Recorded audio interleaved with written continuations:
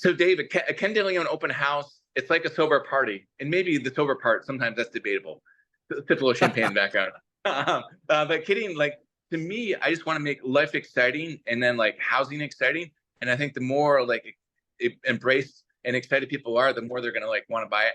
So yeah, so no, our open houses, we give a lot of thought to it where a good open house with a good backyard will have a latte cart serving espressos. There was a Harvard study that showed that when people have something warm in their hand, they're more open to new ideas. Oh, maybe I should buy this house. And they're just more trusting.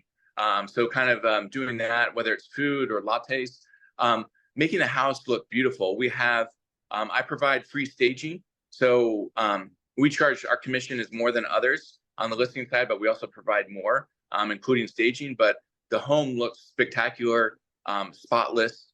To me, it's insulting if a home doesn't look good to a buyer, and I think they feel it.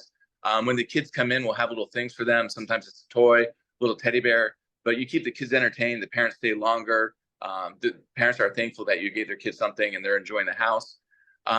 So we really try to think about and just like bring the energy. Hey, how are you? Ken DeLeon, damn glad to meet you. But just kind of like bringing the power and like this is a party. I'm the host of the party. We have music playing.